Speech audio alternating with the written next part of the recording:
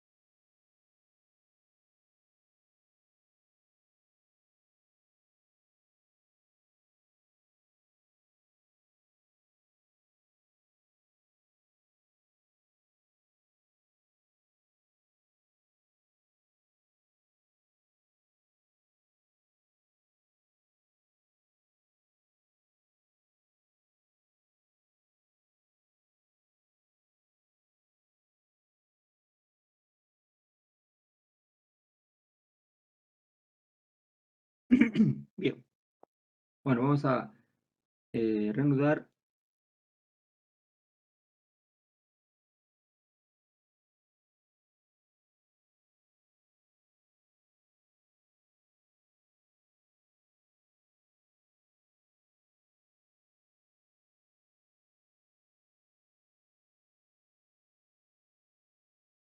Ya, bueno, entonces vamos a reanudar, jóvenes, siempre saludando a todos los presentes, los que están conectados y también los que se irán conectando conforme avancemos, siempre pidiendo a Dios que se encuentren con buena salud junto a su familia.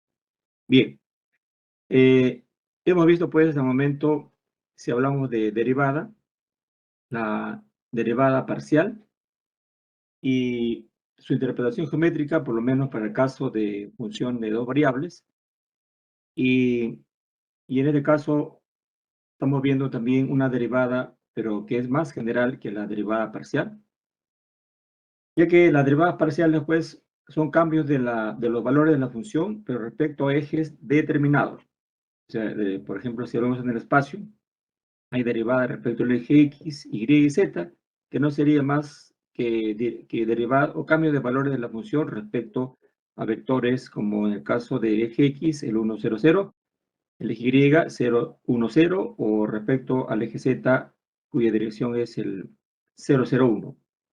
Pero entonces, en la investigación, justamente pues por los expertos que han construido este curso, también se interesaron por los cambios de los valores de la función, pero respecto a infinitas direcciones.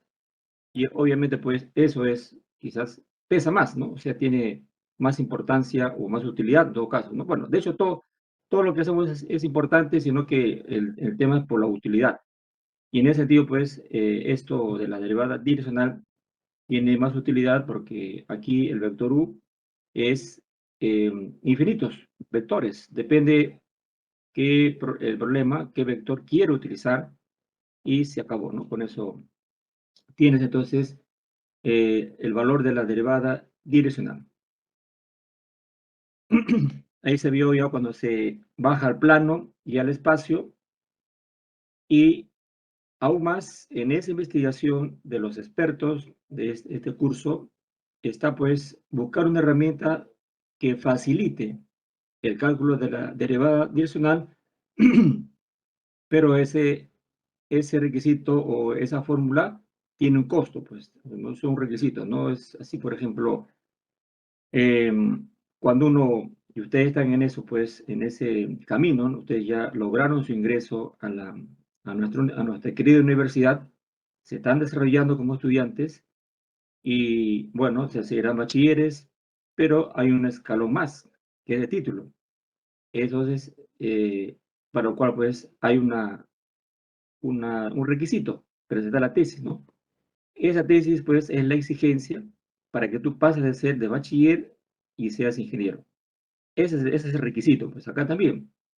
Si yo quiero una herramienta más, una herramienta, bueno, una exigencia, pues tiene que ser diferenciable y entonces ya contaré con este gran recurso.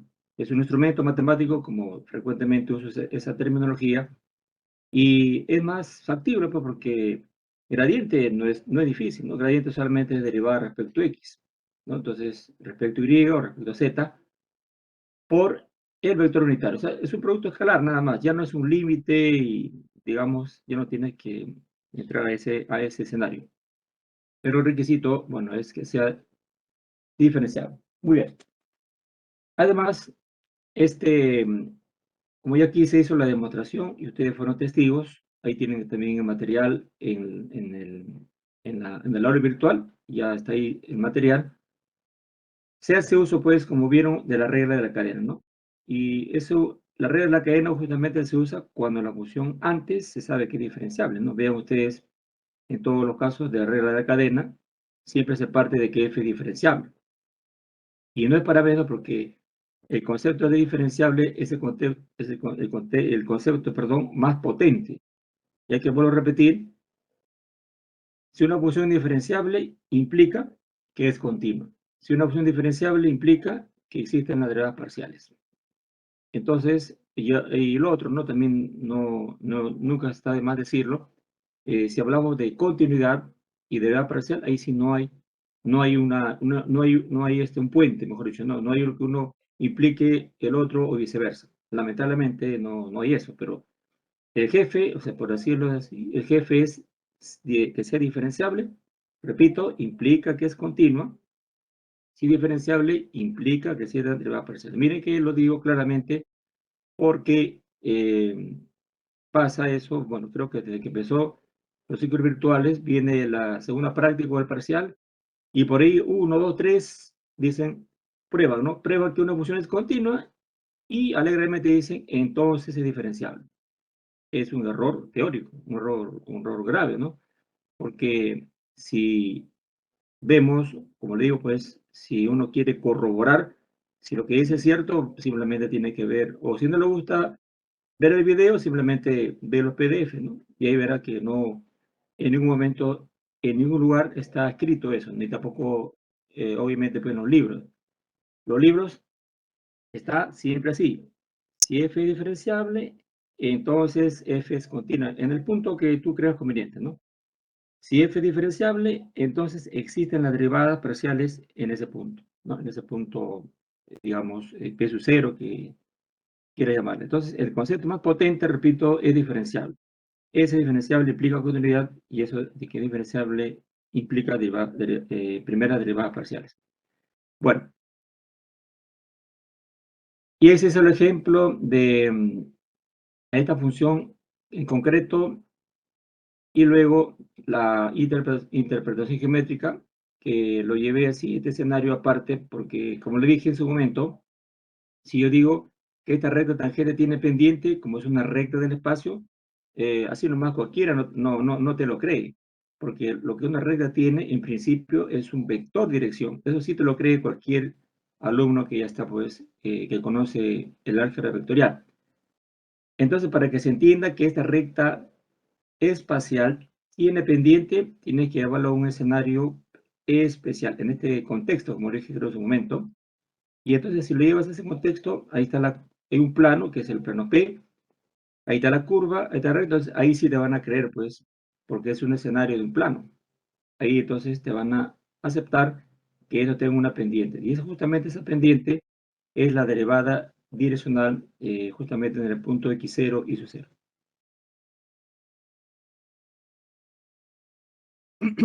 Y esto es a mi entender, pues, lo más espectacular, ¿no? Diríamos, porque entendiendo que ya tenemos esa ventaja del gradiente por el vector u, entonces no es difícil darnos cuenta que entre ellos hay un vector.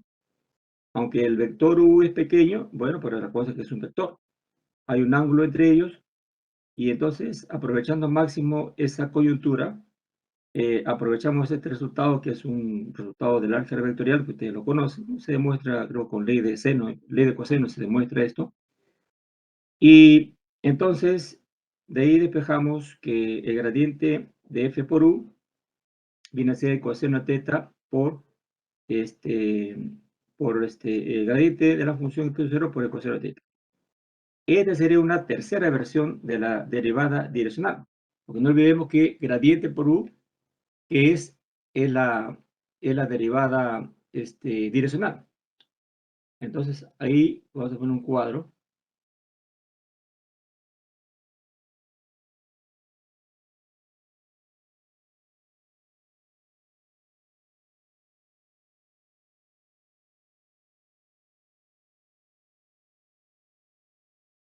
Ya.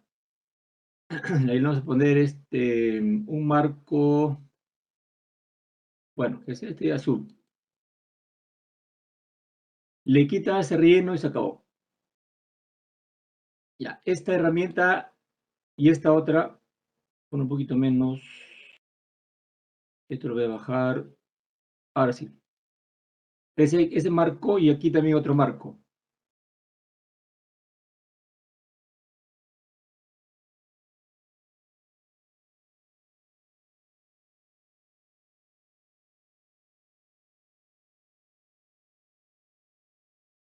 Bueno, como ahí está de azul, le voy a poner un marco color naranja.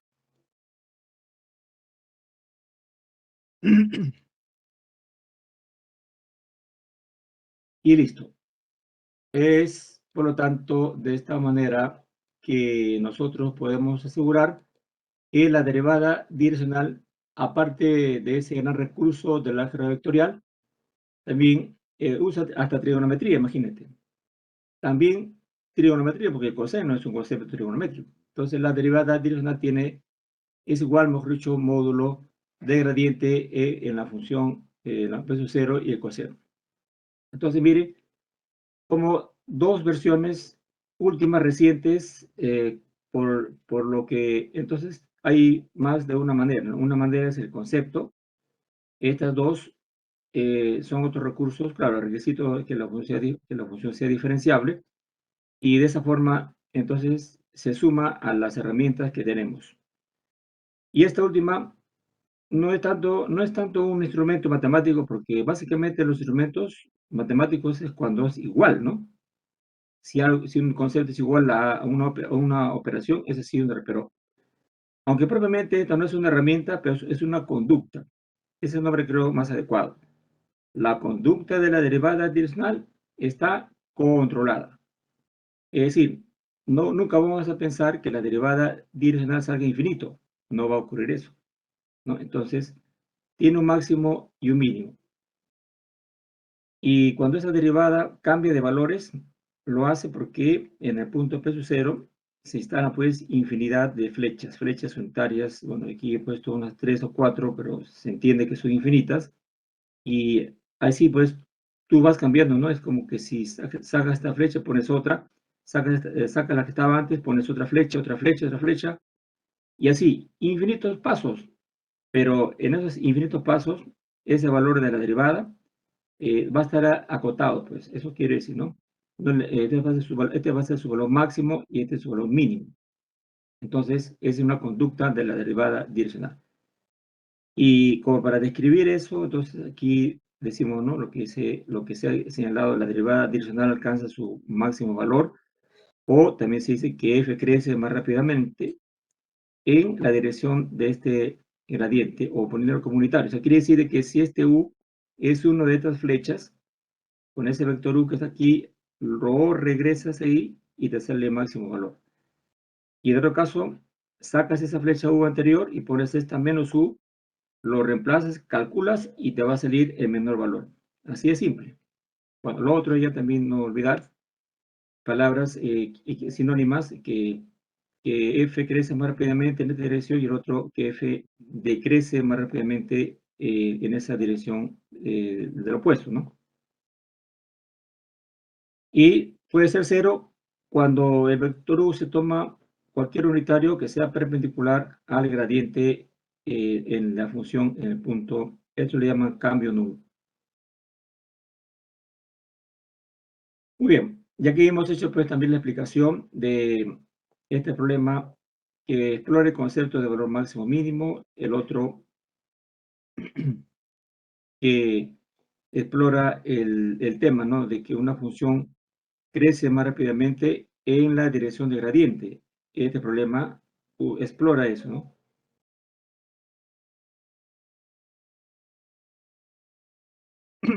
Ya se ha desarrollado y debidamente se ha encontrado, pues, al final la parametrización, que es lo que se buscaba, pues, con su dominio respectivo.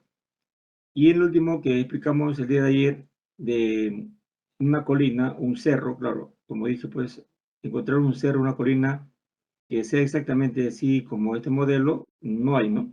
Siempre hay algo que es, pero es una aproximación.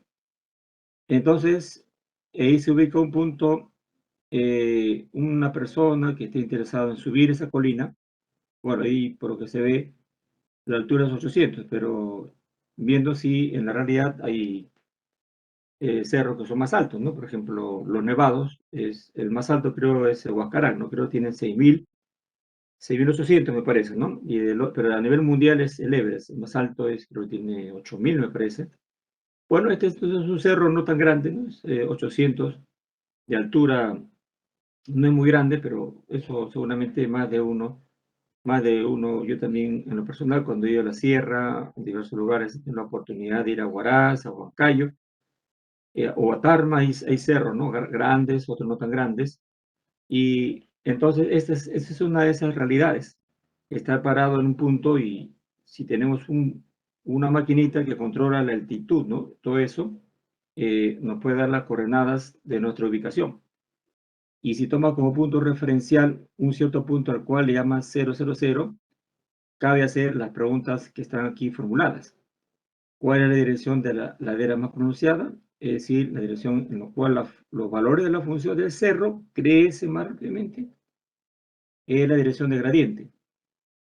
Y está. Solo que lo evalúe nada más en el punto donde se ha proyectado ese alpinista o, bueno, quien está subiendo. Si es siguiente dirección, es como si estuviese ahí, como si mirara hacia abajo, y ahí está, es justo ese punto. Si mira hacia abajo, está ese punto ahí. Si él sigue la dirección del vector naranja, estará seguro, que va a estar seguro de que los valores de la función van a crecer más rápidamente. Y el otro son ya cosas específicas. Si siguiera este U, ¿qué va a pasar? Dice, estaría descendiendo, o sea, va, en lugar de ascender, va a descender. Y si siguiera el otro, estaría, ahí sí estaría ascendiendo. Bueno, esos ya son escenarios. En particular, se hace la pregunta respectiva.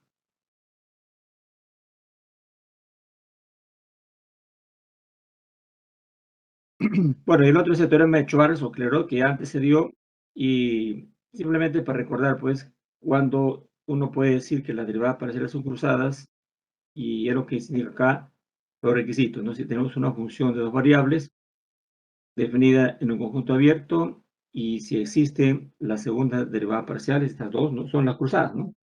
Y además son continuas, eso te dará el derecho a decir que ahí sí ya pueden ser iguales las derivadas cruzadas. Bueno, es un recordatorio de lo que se conoce también el manejo de las derivadas parciales cruzadas, que se va a usar luego en el criterio del máximos y mínimos.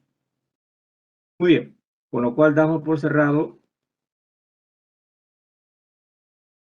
Bueno, por cierto, antes de dar por cerrado y sobre todo en estos temas de la derivada direccional, si hubiera una pregunta, les escucho, jóvenes.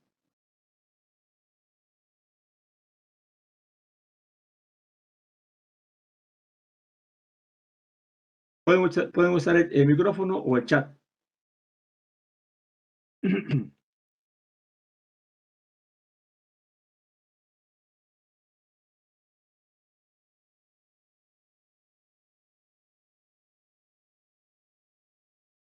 Ya, bueno, entonces no hay preguntas. Bien. Por lo tanto, pasamos al otro escenario. Bueno, esto lo vamos a cerrar.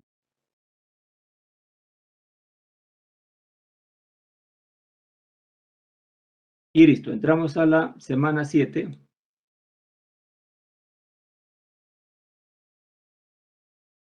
Bien, donde estaremos interesados en ver los valores extremos, bueno, primero extremos absolutos y después los extremos relativos. Valores extremos absolutos de una función real de dos variables. Bueno, sé que en esto hay también valores absolutos de 3, 4, pero bueno, eso ya es, no están en el objetivo de este curso, en el cielo ya se ha diseñado estudiarlo para este caso de funciones reales de dos variables, aprovechando que justamente su gráfica es una superficie. Muy bien. Entonces, si tenemos una función real de dos variables definida en una región D, tenemos que el valor particular f de b, se entiende que es un valor particular, para un cierto par del dominio, ese valor particular será llamado o llega a ser el valor máximo absoluto si cumple que ese valor le gana o es mayor o igual que todos los valores de la función para xy en la totalidad del dominio. Entonces, más que ya no hay. Es el valor máximo, ¿no? Es, por ejemplo, si hablamos en términos de deportivos, y va a ser un mundial donde tuvo la oportunidad Perú de estar en el mundial de Rusia, ¿no? Es,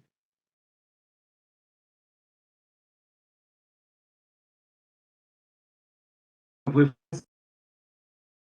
nosotros, un poco así ajustado, pero nos ganó. Le ganó a todos, ¿no?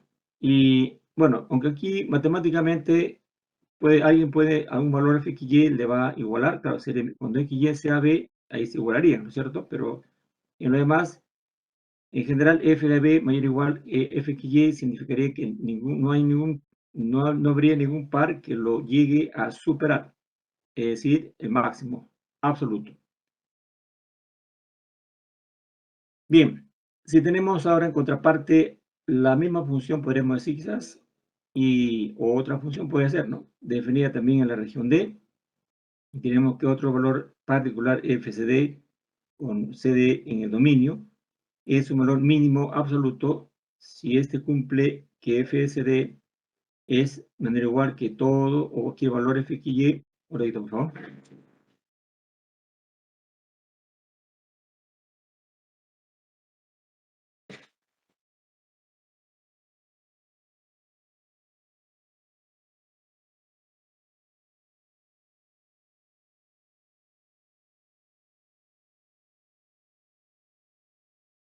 Ya, muy bien. Entonces, ese valor fcd será el mínimo absoluto si se cumple que este f de cd es menor o igual que fxy, o sea, no hay otro menor que, no sé, como diríamos entre comillas, el piso, ¿no? El piso. Y entonces el otro como si fuese entre comillas, como si fuese entre comillas, el techo. Bueno, es así, entonces el máximo absoluto y mínimo absoluto, y por supuesto siempre tenemos interesados en ver en qué escenarios que ya conocemos, porque frecuentemente esos ejemplos antes usamos. Este caso de un paraboloide, ¿no? Entonces vemos que aquí tiene como punto donde llega es 0,09 y de ahí va disminuyendo los valores de esa función. Bueno, como es un polinomio, siempre los polinomios, si es de un polinomio de dos variables, el dominio R2. Si fuese un polinomio de tres variables, el dominio R3. Esa es la ventaja de los polinomios.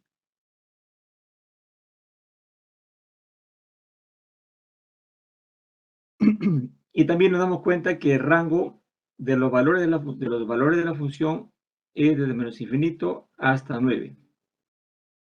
Solo ver eso nos garantiza, jóvenes, que el máximo de estos valores justamente es 9, pero mínimo no tiene. Dicho sea paso, 9 evidentemente es máximo absoluto porque más de eso no hay. Entonces, pues ahí sacamos que esta función tiene valor máximo absoluto 9, que lo alcanza cuando la función se evalúa en 0,00, ¿no? Bueno, hay un comentario entre comillas. Y acá pues ya con un poquito de la ayuda de GeoGebra se puede, digamos, hacer una figura un poco más elegante, ¿no? Entonces, es como un recurso, digamos, complementario, ¿no? Siempre voy a repetir, pues, de que basta hacer un bosquejo. Si a alguien en una evaluación le queda 1, 2, 3 minutos y le gusta GeoGebra, bueno, puede ahí ponerlo, pero no es obligatorio. Basta un bosquejo y eso ya nos da a entender lo que tú estás afirmando, ¿no? Valor máximo absoluto.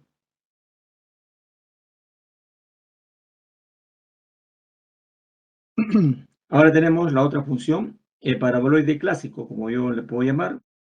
Entonces, este paraboloide clásico tiene pues esta regla de correspondencia y bueno, pues evidentemente su dominio es, como es un polinomio de dos variables, el dominio es R2 y como son potencias no negativas, entonces el rango sería desde 0 a más infinito. Debido a ese rango, entonces sacamos cuenta que el valor mínimo absoluto sería 0 y máximo absoluto no tiene, porque es evidente pues que esto va a ir aumentando, nunca dejará de aumentar y acá tiene pues una superficie que es la que está aquí de manera ya más formal o más elegante con el apoyo de GeoGebra y nos garantiza justamente pues el por qué esta función tiene un valor mínimo absoluto que es 0. Menos que él no hay. Se ve claramente tanto aquí con el apoyo de GeoGebra como aquí en un bosquejo simple y directo.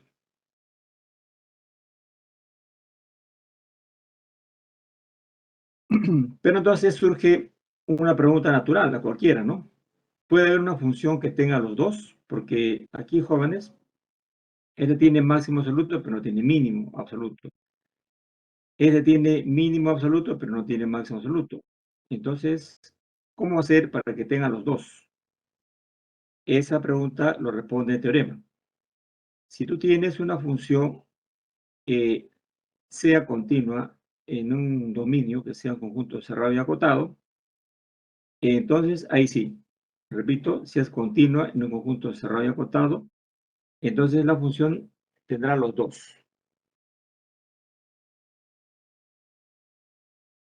Los dos, que es valor máximo absoluto y asimismo valor mínimo absoluto en ciertos puntos de dominio, ¿se entiende? Pues porque no podemos pensar que la función se evalúe en otro par que no sea del dominio. Y de inmediato viene a la mente esta función zfxy 36 raíz cuadrada 36 menos x cuadrado menos y cuadrado, donde el dominio justamente son los pares que hacen posible que esta raíz cuadrada exista, es decir, x cuadrado más y cuadrado menor que 36. Vemos entonces, jóvenes, que el dominio es un disco cerrado, como le llamamos, y este conjunto justamente es cerrado porque si no tuviese la frontera sería disco abierto, o sea, conjunto abierto, pero como está también incluido la frontera, por eso dice de manera igual, ya de por sí es un conjunto cerrado. Conjunto cerrado porque el borde está también formando parte.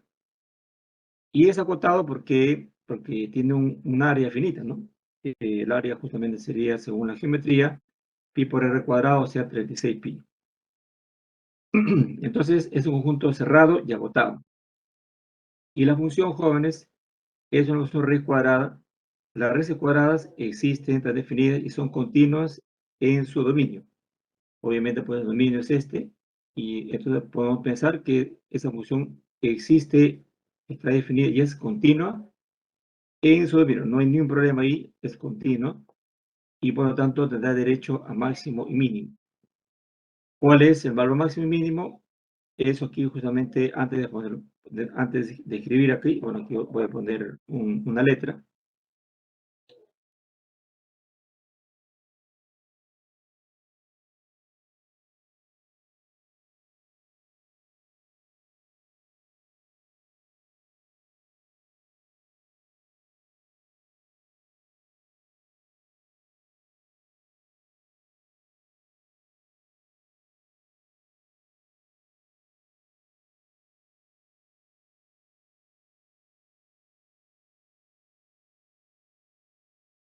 Ya, ahora sí, sacamos.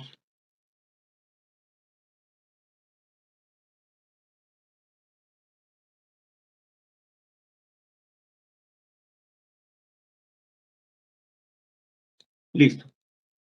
¿Por qué sale 6 y 0 como máximo y mínimo? Bueno,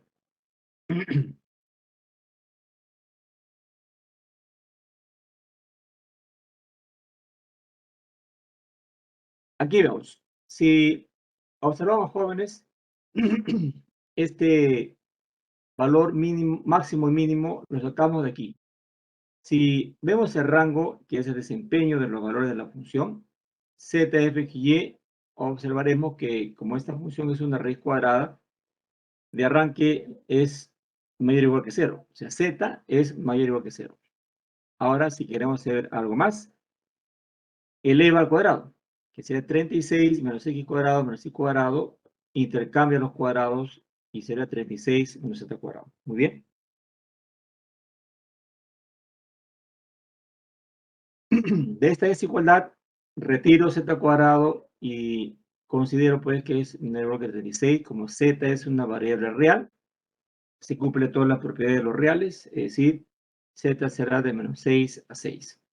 Pero no olvide que z primero que nada se revela como mayor o igual que 0. Debo considerar los dos. Por lo tanto, el z solamente va a ir mayor o igual que 0 y menor o igual que 6.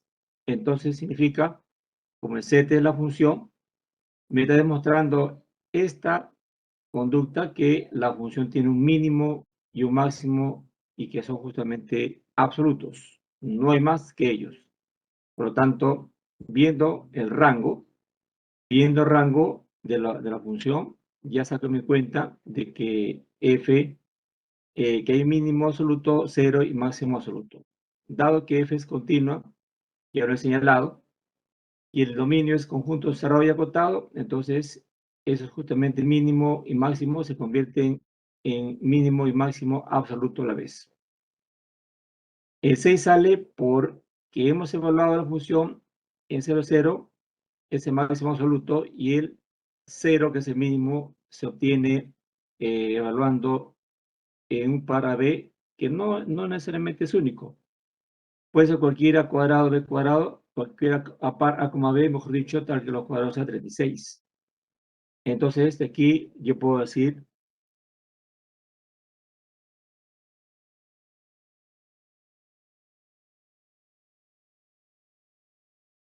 paréntesis, a, b puede ser, por ejemplo, muchos pares, ¿no? Puede ser, por ejemplo, 6,0, puede ser el par 0,6, por mencionar algunos, puede ser el par menos 6,0, puede ser el par 0 menos 6, y así, etcétera, etcétera. Infinitos. Voy a ponerle coma, acá también coma, etcétera. Todo esto lo digo por acá.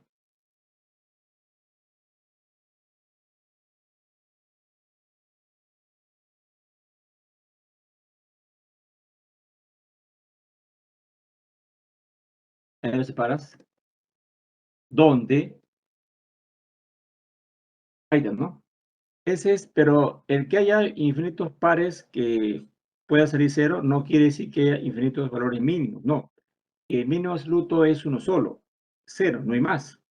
Simplemente que ese valor cero puede salir evaluando la función en cualquiera de estos pares, que repito son infinitos porque ustedes y yo también sabemos que la circunferencia tiene infinitos puntos.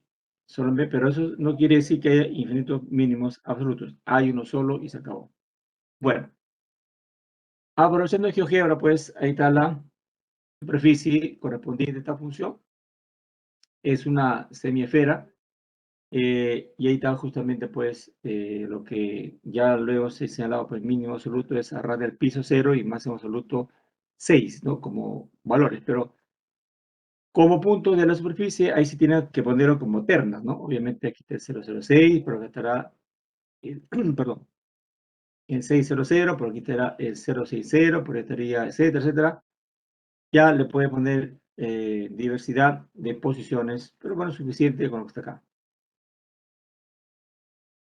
Aquí también hay otro ejemplo donde vemos que un polinomio es el que se presenta. No olviden, los polinomios son diferenciables, por lo tanto son continuos y ese mismo tienen o existen sus derivadas parciales. Bueno, esta función pues como es diferenciable, entonces es continua y lo que se le va a estudiar, su conducta es en esta región encerrada por las curvas y igual a x cuadrado y esta de color naranja que es igual a 4, ¿no? Bueno, se entiende que está ahí el 4. Es evidente que este conjunto es cerrado y acotado, cerrado porque está ahí las fronteras, las está tomando en cuenta, y acotado porque tiene un área que es finita. Tú puedes usar integrales y calculas su área y te va a dar finito. Entonces es cerrado y acotado. Entonces, la pregunta que nos hace ahí, pues, ¿cuáles son los valores máximo y mínimo absoluto? Bueno, sucede que aquí, como la función ya no está inmediata, el otro, ¿por qué fue inmediato? Porque la función era una función clásica, ¿no? La semiesfera es súper clásico, conocido, mejor dicho. Pero,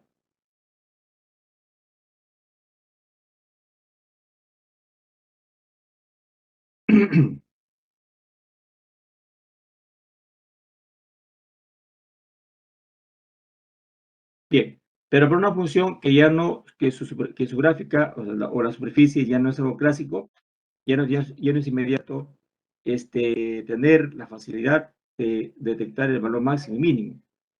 Entonces, lo que ustedes aquí es, lo que están viendo es un análisis detallado y que te lleva al final a un cuadro de decisión, como yo le llamaría, porque es decisión, porque tú evalúas tal y cuáles estos puntos llamados puntos críticos, y el que le salga el mayor es el máximo, el menor, mínimo. Pero como requiere manejo de instrumentos matemáticos, entonces yo lo que voy a hacer es, o pedirle, mejor dicho, esperemos obtener los instrumentos matemáticos y luego regresamos a este ejemplo, ¿de acuerdo? Pero ya por lo menos está debidamente elaborado y, repito, vamos a ver los instrumentos matemáticos, porque aquí si yo les explico usando esto, como que un poquito me estoy adelantando. Sé que lo he puesto aquí porque es el lugar, como corresponde ahí, extremos absolutos, por eso lo puse ahí.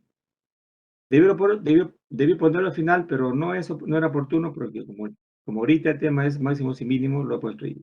Pero como repito, eh, veremos los instrumentos matemáticos, lo entenderemos y luego ya regresamos de inmediato para entender la totalidad de estos pasos y también el por qué salen esta tabla. Entonces quiere una pequeña o una pausa, como se dice, ¿no? O como dice dicho, o como dicen los programas, un comercial y regreso. Entonces tenemos que ver el instrumento que permite formar esta tabla, porque la tabla no, así nomás no sale así de casualidad, ¿no? Hay un motivo. Muy bien, aquí donde entraremos justamente, un ratito por favor.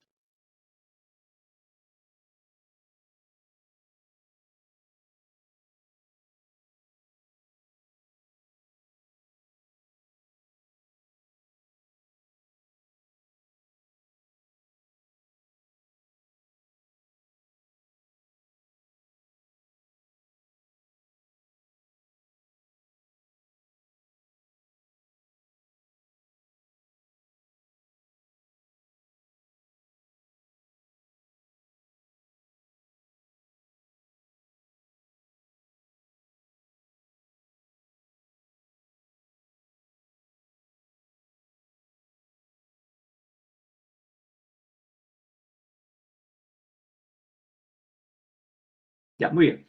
Entonces, vamos a entrar aquí ahora. Antes vimos los valores absolutos, pero con ciertas limitaciones, como le dije. Pero aquí sí ya nos vamos a proveer de las herramientas necesarias para no tener limitaciones. Muy bien. Valores extremos relativos. Otros autores le llaman valores extremos locales. Bueno, son sinónimos y empieza de esta manera. Sea una función de R2 a R definida en una región D, tenemos que un cierto valor particular se constituye en un valor máximo relativo. Si existe un disco abierto, bueno, pequeño por lo general, disco abierto, tal que ese valor f de b es mayor o igual que fxy, pero esos xy jóvenes solo se toman de ese disco, que por lo general es pequeño. Por eso es el nombre de extremo relativo, que significa pues de que ese f de b, ese valor, le gana a todos los valores, pero solamente en ese disco. Si te sale del disco, a lo mejor ese valor ya no es el máximo relativo, sino es otro valor, mejor dicho. Entonces queda claro por qué se usa relativo, porque este máximo ya no es para todo. Solamente en una pequeña región eres el campeón, o sea, el jefe. En lo demás no se sabe. Bueno, la otra parte. La función ahora f de rosa r, una función definida en una región D, diremos que fcd es un valor mínimo relativo o local. Si existe un disco abierto con otro radio, pues antes le puse radio delta.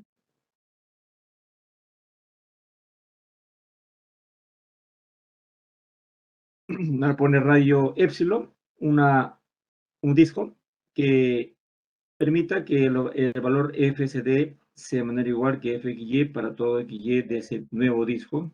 Entonces se constituye en un mínimo, pero no puede ser mínimo absoluto. ¿Por qué? Porque esto solamente ocurre que fxy le gana o es mayor o igual para solamente puntos de ese disco. Fuera del disco no se sabe qué pasa con esto.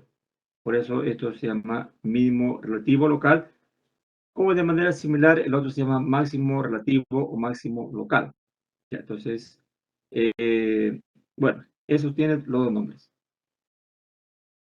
Ahora, hasta el momento hemos visto superficies conocidas, como el caso el primero paraboloide, también paraboloide pero hacia abajo, cono, el otro semiesfera, pero si hay otras, como acá puesto por ejemplo, y uno puede cambiar más, ponerle más letras, que si yo quise la quinta y a la 7, qué sé yo. Ahí sí ya la superficie no es conocida. Y podría generar así, pues, podría generar, si le ponemos ya mucho más variables, ¿no? Con diversas potencias, puede generar la gráfica si lo llevas a GeoGebra, así, ¿no? Un conjunto así como de cerros, colinas. Creo que antes puse una figurita acá abajo, me parece, perdón.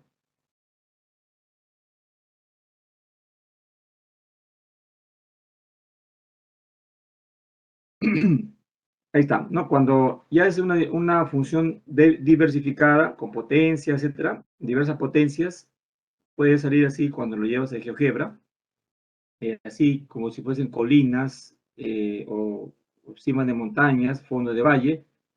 Entonces, lo que para nosotros representaría las cimas de montaña, justamente pues serían máximos relativos. Es una parte del objeto de estudio, no se sabe qué podrá haber más allá, a la derecha, a la izquierda, hacia adelante o hacia atrás. Esta es como una toma pues, de una parte de lo que es esa superficie. Entonces ahí, repito, la cima de montaña será como para nosotros es máximo relativo. Digo relativo porque no sabemos qué cosa hay más allá, y que la derecha y la izquierda. Entonces por eso nuestra seguridad es que en las inmediaciones de esa colina, eso que está ahí es el máximo relativo. Ya que hay otra colina y ahí pues el máximo relativo y así. Entonces por eso se habla en un escenario de máximos locales o relativos. Y los otros fondos de valle, bueno, están por ahí. No se sabe qué habrá más al fondo, a la derecha, a la izquierda o hacia adelante de nosotros, pero por lo que sí sé es que es un extremo, un mínimo, perdón, relativo, mínimo, relativo y así también. Bueno, esta figura está más elegante y si fuese así a mano, sería así, pues máximo, ahí es un punto donde la función toma un valor máximo relativo, pero que se entienda, el valor máximo relativo no es el punto, porque el punto es una terna, por así le miren.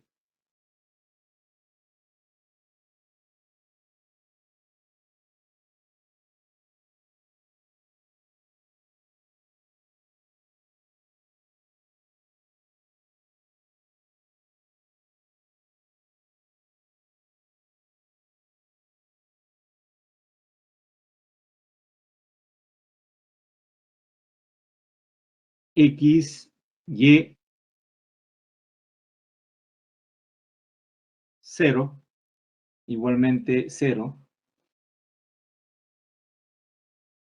y su imagen,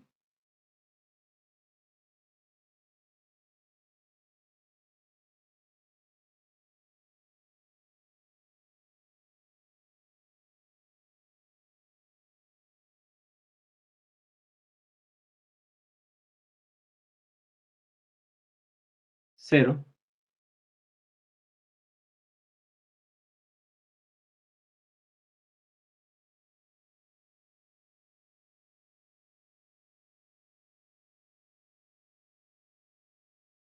Ya, se supone, aquí el escenario lo voy a completar.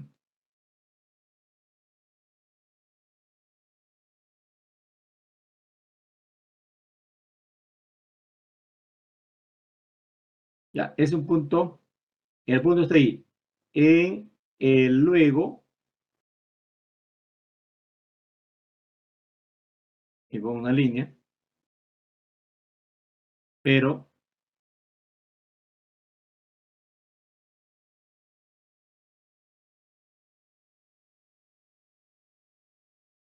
ya, abajo está el par.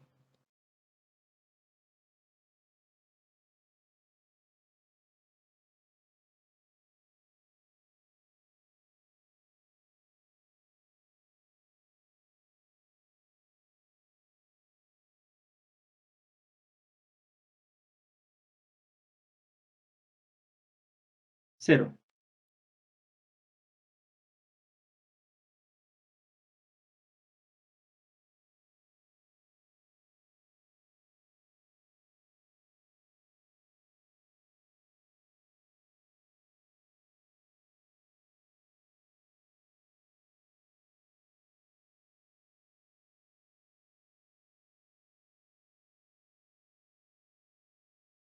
Ya, ahí está. Esa es la situación, ¿no?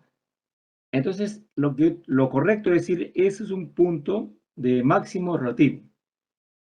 ¿No? Es punto,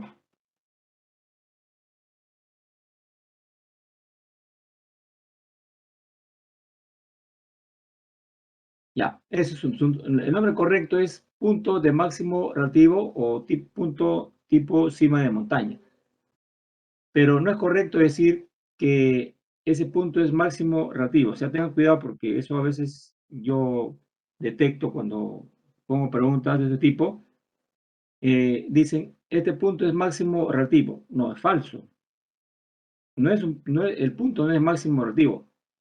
El punto es, el que es máximo relativo es este, jóvenes. Lo voy a sombrear.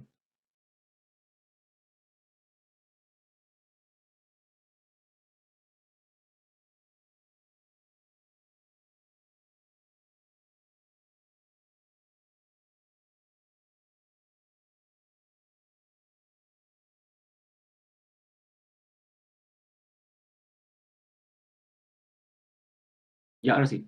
Si tú quieres decir de modo correcto, dirías que el valor máximo relativo es el color azul. Pero si es como terna, diría, repito, punto de máximo relativo o simplemente cima de montaña. Pero cuando tú dices cima de montaña, ya es un contexto ya espacial, es un punto, una terna.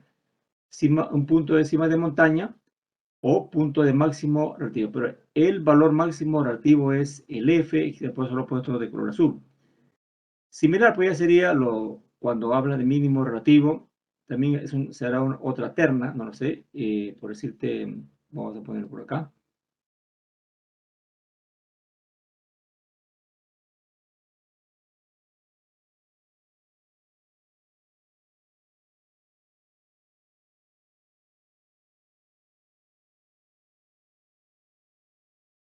Ya está. Entonces aquí tienes que cambiarle, y quizá le pondrá pues otro x1. Tanto aquí, listo, guardas.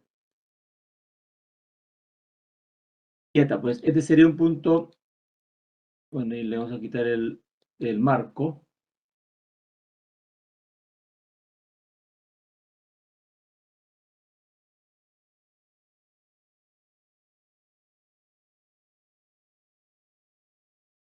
Ya, ahí está, ¿no? Ese es como terna. Si te refieres a él, es un punto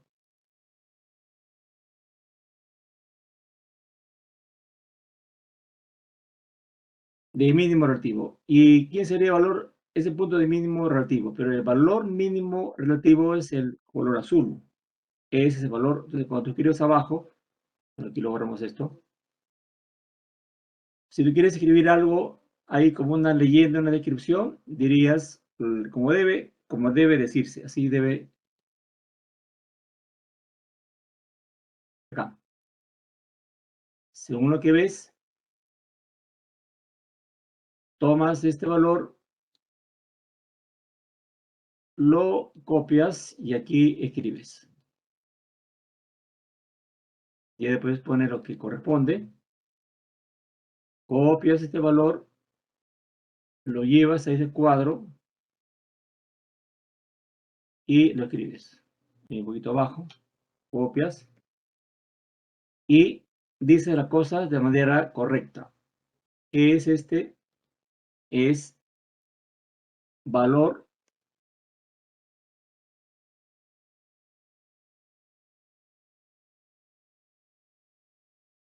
y el otro es, yo después lo reduzco el tamaño.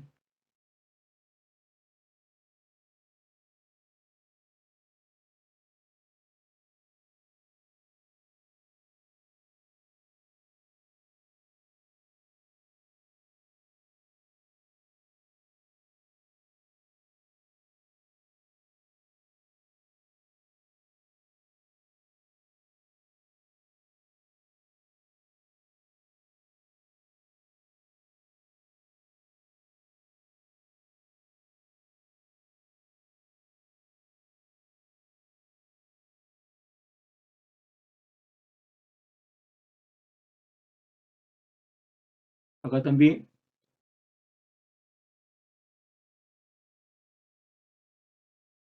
ya. Y viene la redacción, el acento respectivo.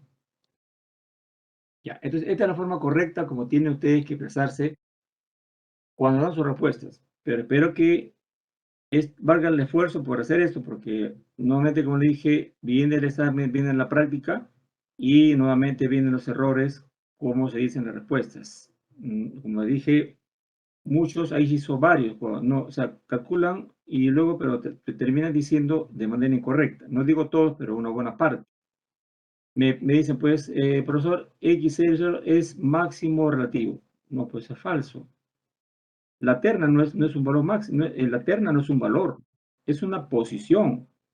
Como también un par ordenado no es un valor, es una posición. ¿No? Por ejemplo, si yo te digo, a veces cuando uno conversa con amigos, dicen, bueno, yo estoy aquí, mis coordenadas son tantos, por decir, ¿no? Tú estás en tu casa, tus coordenadas son, es la terna o el par ordenado es un punto de posición.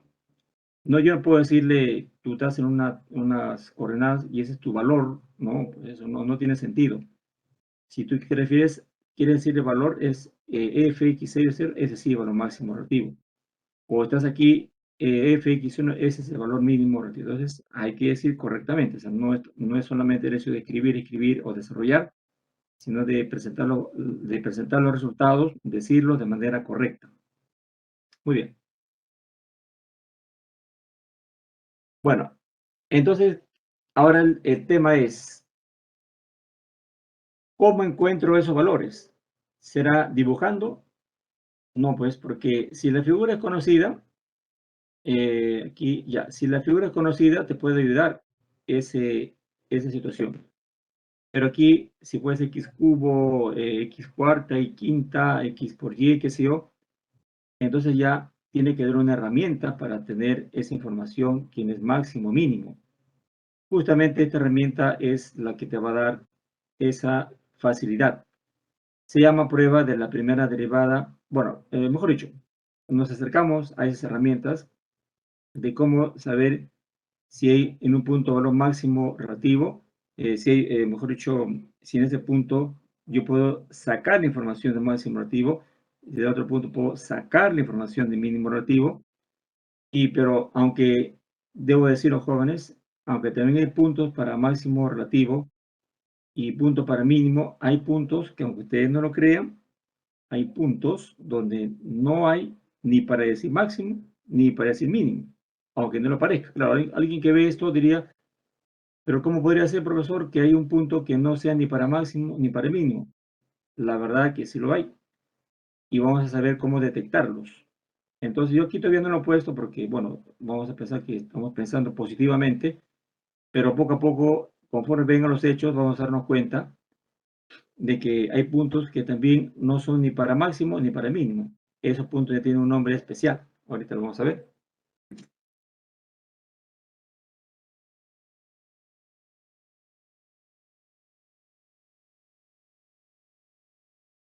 Bien, entonces queremos tener todo el instrumento necesario para llegar a esas conclusiones.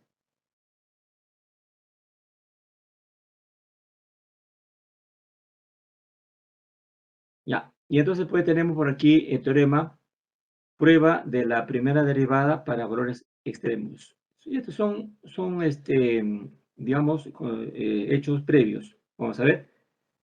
Si fx tiene un valor máximo o mínimo relativo o local en un punto interior de dominio, y si las primeras derivadas parciales existen ahí, entonces fx, o sea, la derivada parcial respecto a x, son notaciones, y f, la derivada de f respecto a y en ese punto b es cero.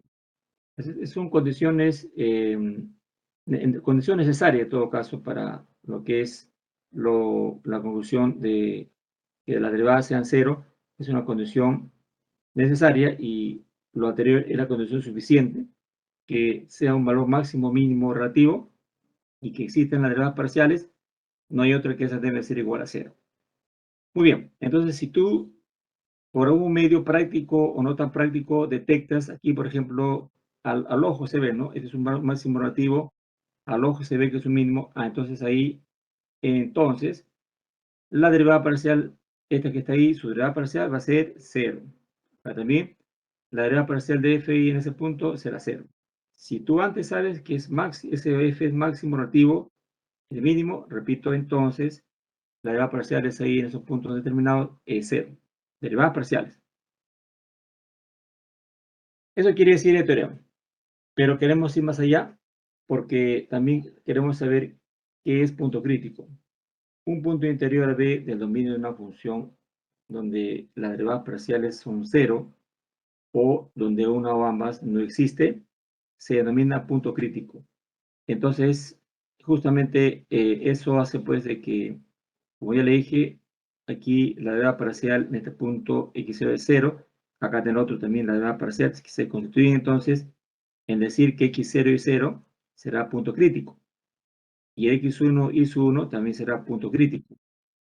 Eso es. Entonces, todo aquel punto donde las derivadas parciales son cero o inclusive también que no exista, que es un caso extremo, pero donde las derivadas parciales son cero o donde, no, donde una o ambas no exista, esos puntos donde se logre esa detalle o información se denomina punto crítico. Y justamente esos puntos críticos son los favoritos, porque si uno al final va a hacer un análisis de máximos mínimos, va a hacerlo basado en puntos críticos.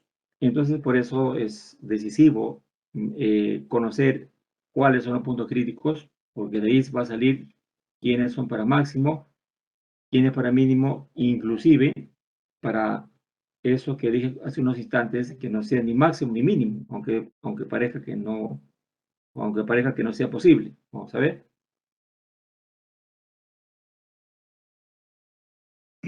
Justo acá está, ¿no? Lo que le había comentado. ¿Qué es punto silla? O también le llaman los autores en el libro de Thomas Finney, también puede llamarle punto de ensilladura. Muy bien, entonces, si tenemos aquí, como lo señala, es una definición, por acaso no es un teorema, sea una función f, x, y definida en una región D, y asimismo sea un punto crítico. O sea, aquí el punto crítico es donde las derivadas parciales son cero o donde una o ambas no existen. Eso es. Si tienes un punto de B que es punto crítico, diremos, miren, la terna A, B, F de B es un punto SIA. La función, si para todo disco abierto, para todo sea disco pequeño o grande, centrado en ese punto D y un radio delta, pues el radio delta sea pequeño o grande, en ese disco existen puntos XY de ese disco tal que ese valor FB gana a esos ciertos puntos. Pero también hay otros puntos que le ganan a él. Y entonces, jóvenes, eso significa que lamentablemente f de b no es ni máximo, no es ni valor máximo, ni mínimo relativo. Porque ¿cómo va a ser joven que hay un disco donde él a veces gana, pero a veces pierde? Entonces ya no es máximo ni mínimo, o sea, ya no es campeón en ese disco, ¿no? Así hablando en términos deportivos. Si uno quiere ser máximo relativo en un disco, tiene que ganarle a todos. No haber pues que a veces gana y a veces pierde. Entonces ya no es, perdió. Por eso les dije, o les digo nuevamente, que este es el escenario donde el f de b no es ni máximo ni mínimo relativo. Y eso, ya armándolo como una terna, se llamaría pues punto silla. Y entonces es la forma, al menos decirlo en palabras, cómo entender que haya un valor que no sea ni máximo ni mínimo relativo, y sobre todo como ahora vamos a verlo en el ejemplo. Bien.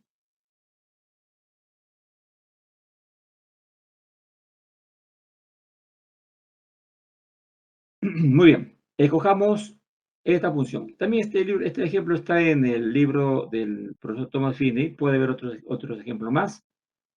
Bueno, entonces primeramente, como dice la definición, debes buscar puntos críticos. ¿Cómo los haces? Derivando parcialmente y igualándolo a cero. Bueno, como es un polinomio, no tiene problemas. No va a haber ese problema de que la derivada parcial no exista. Simplemente cuando es un polinomio, la derivada parcial siempre existe, lo que queremos igualarlo a cero. Ya, si lo igualas a cero, jóvenes, sale esto y el otro, cancelando menos 2 y el otro 2 sale x0 y 0. Entonces, el 0, 0 constituye un punto crítico y su valor es justamente f de 0, 0. Entonces, la terna sería objeto de estudio 0, 0 y también 0. Pero bueno, eso después lo ponemos. Voy a, en el 00, construir un disco. Un disco, un radio, puede ser pequeño o grande, no lo especifica, simplemente dice que sea para todo disco abierto. Y entonces puede ser grande o pequeño, no importa. Yo voy a fijarme en ciertos puntos, por ejemplo, del eje X, ahí en ese disco, y ciertos puntos del eje Y, como pueden ver, jóvenes, en el caso del eje X, si está por derecha o por izquierda, ya, llámale x,0, o si está por izquierda, qué sé yo, menos x,0. Si estás en la parte de arriba, en el caso del eje Y, 0,y, o estás abajo, 0 menos y. Bueno, al margen de ello, y sabiendo que la función es y cuadrado menos x cuadrado, yo evalúo, jóvenes, y me saldría menos x cuadrado. Pero, como se entiende que el cuadrado, como el x está aquí, su cuadrado es positivo, si le pongo menos será negativo. Ser negativo significa menor que 0, pero justo el 0 resulta de evaluar f en 0, 0. Entonces quiere decir que para estos puntos del eje X, el f00 gana. El f en 0, 0 gana si es que está por el eje X, sea a la derecha o a la izquierda. Entonces, paso al otro. Ahora estoy en los puntos del eje Y, que son puntos de la forma 0, Y. Ustedes ven la regla de correspondencia, es el i cuadrado. Como el i puede estar arriba o abajo, al cuadrado, evidentemente es positivo. Todo número positivo es porque es mayor que 0. Pero justo el 0 es el f de 0, 0. Que quiere decir que el f de 0, 0, que antes ganaba, ahora está perdiendo. Y pierde en puntos del eje Y. Ahí está el problema. Y eso que todavía no exploramos, por ejemplo, ya, y eso que no exploramos otras trayectorias, por ejemplo, vamos a ponerle.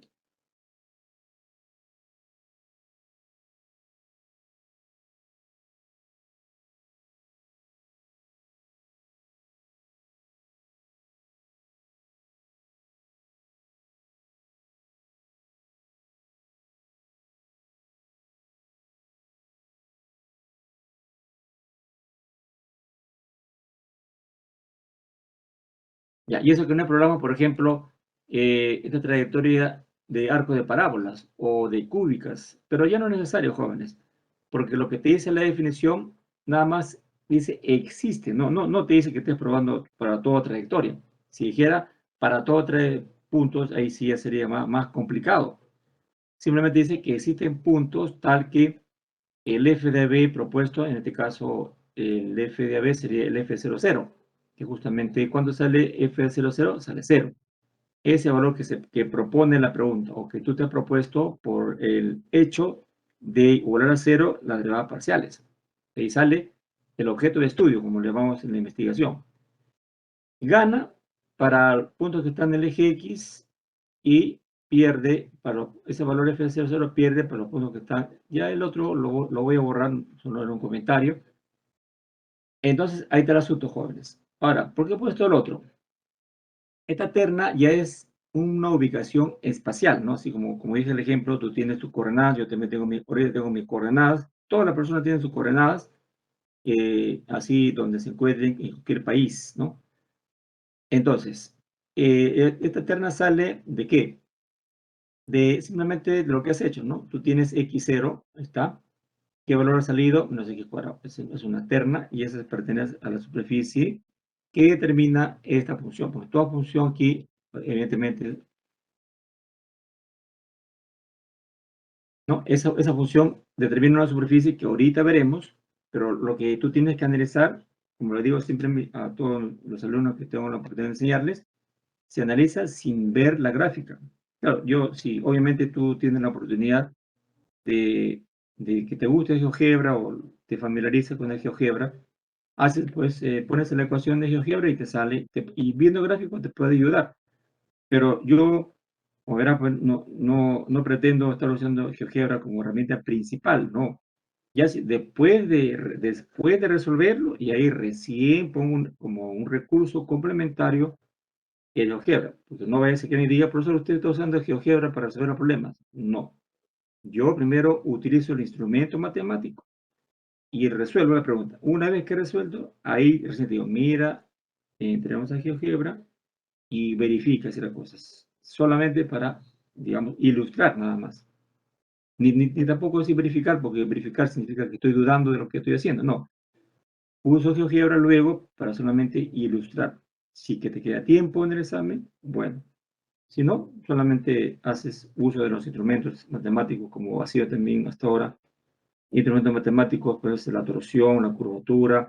Instrumento matemático es centro de curvatura. La evoluta también es un instrumento matemático. La componente tangencial y normal es un instrumento matemático. El gradiente también. Pero ten cuidado en la naturaleza del instrumento matemático. Hay instrumentos matemáticos que son, perdón, hay instrumentos matemáticos que son escalares y otros instrumentos matemáticos que son vectores. Y eso a veces más de un alumno confunde eso. Como les puse el ejemplo, creo, no sé si le dije a ustedes, y no sé si fue de la sección de ustedes o de la otra sección, donde yo, ¿se acuerdan que preguntaba ya la componente tangencial o la componente normal? No me acuerdo, y me sacaban que era un vector. Y cuando yo le dije, tengan cuidado, la componente tangencial y la componente normal son escalares, pero había dos o tres que pusieron vectores.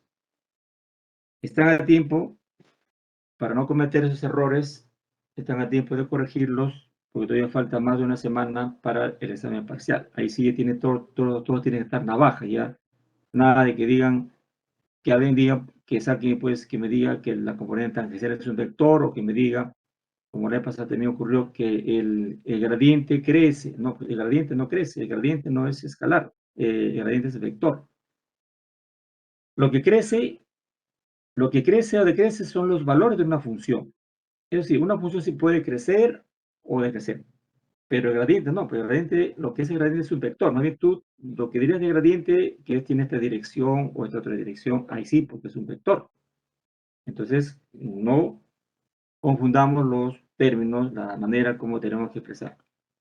Bueno, entonces, jóvenes, esta conducta pues nos dice que lamentablemente es el f de b, no es, como le dije, el f en 0,0 en este caso, o a veces gana y a veces pierde. Entonces internamente tú dices en tu pensamiento, por eso f a 0,0 no es ni para máximo ni para mínimo, ya.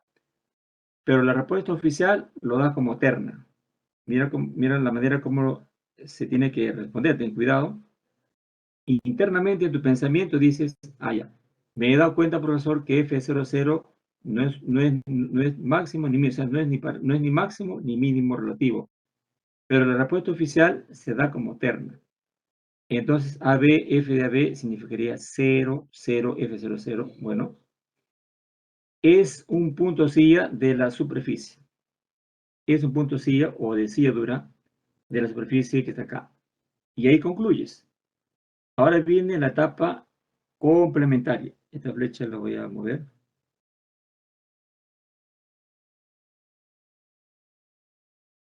Muy bien. Primero sí, como un bosquejo. Y cuadrado menos x cuadrado, acá está. Esa es la superficie. Bueno, tú te fijas que hacer así porque, miren, si haces x igual a 0, te queda z igual y cuadrado, que son trazas de parábolas, ¿no? Z igual y cuadrado, trazas de parábolas. Y el otro, si es y0, sería z menos x cuadrado, que son trazas también de parábolas, pero están así como hacia abajo, en el plano zx, pero hacia abajo, hacia abajo. Bueno, eso es como un comentario nomás detrás, pero ya oficialmente, solo para comprobar, esta gráfica es para comprobar, por acaso no es parte de la respuesta, porque la respuesta acá termina. Profesor, tú dices, la terna 0, 0, 0 es un punto, sí, se acabó, ya tiene el puntaje total. Pero como estoy haciendo clase, tengo que comentar también la figura. Bien. Acá está, pues, esta es la superficie.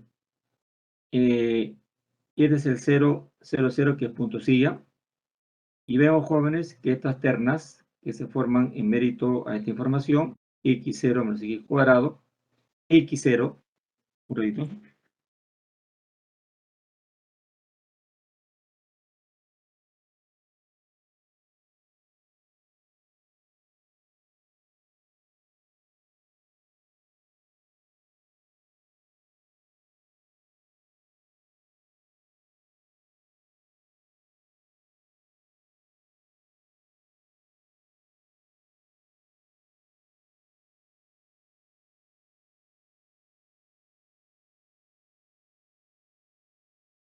Bien. Entonces, como decía, jóvenes, que vamos a ver la parte ya en la superficie. Este es el 0, 0, que ya es punto silla, oficialmente es, no vamos a decir lo contrario. Solamente que queremos entender esto que he puesto aquí, x0 menos x cuadrado, es un punto del plano xz. Ahí está, x0 menos x cuadrado en el plano xz, y el otro punto es un punto en el plano yz, 0 y cuadrado, como puedes verlo, está de color rojo, y el otro de color negro. Bueno, entonces, ahí se ve, jóvenes, de que como la superficie está formada así por líneas que van descendiendo así de esta manera, y hacia atrás también están descendiendo, entonces ahí vemos, jóvenes, el por qué el valor cero no es ni máximo ni mínimo, porque tú dijeras, si tú dijeras o yo dijera cero es el valor, quiero que cero sea el valor máximo relativo, ya, ese valor cero le ganaría a los puntos que están aquí, o a valor menos x cuadrado, mejor dicho, que está debajo.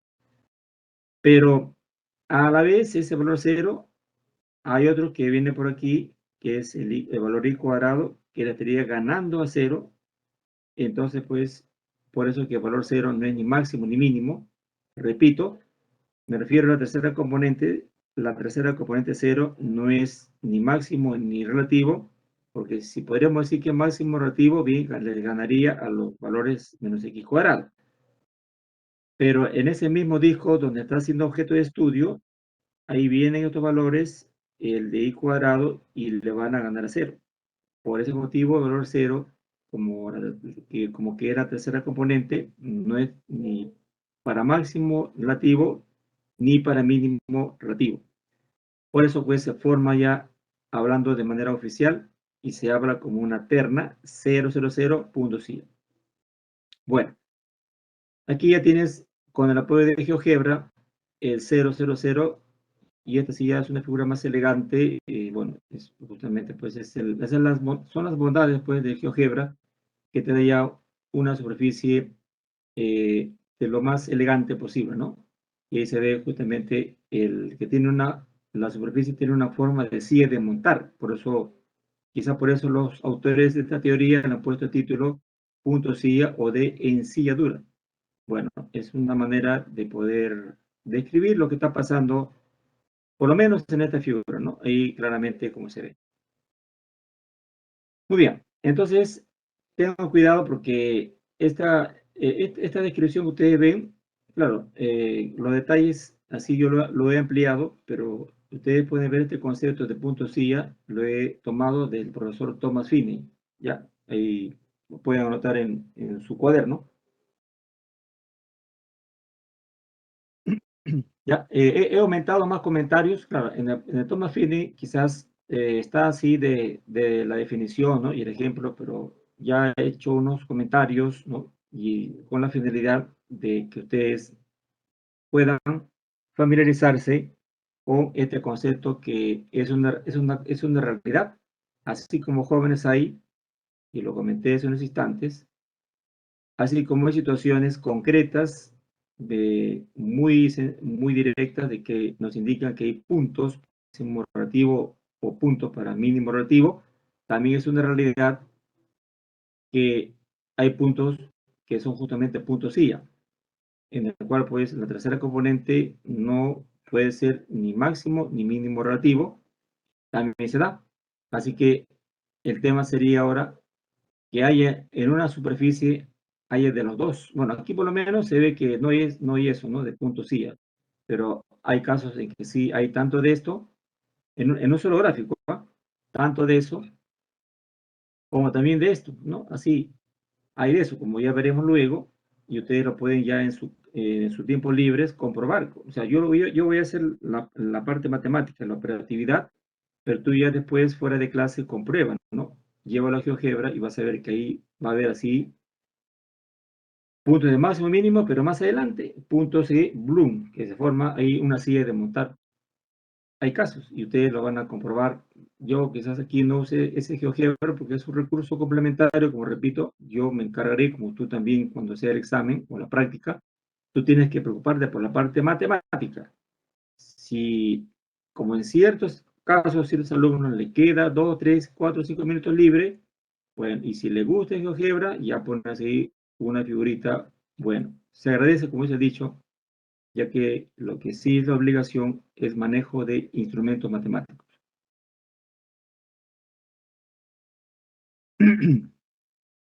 Muy bien, y entonces entramos, pues, ahora ya a ser más concretos en la búsqueda de estos valores máximos, mínimos, incluyendo puntos de punto silla o punto de ensilladura, como le he comentado aquí gracias a la buena disposición de los profesores Thomas Finney. En realidad, son dos profesores, Thomas-Finney, sino que a veces hablamos Thomas Finney como si fuese un solo personaje. No, son dos.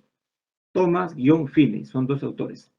En el caso de Larson también a veces me excedo porque en realidad no es solamente Larson. Bueno, el Larson que yo leo o de que me baso la teoría es el Larson de la edición 2004-2005, pero en esa edición, que es un libro grande, gordo, ahí hay 3 o 4 autores. Es Larson-Hostetler Edwards.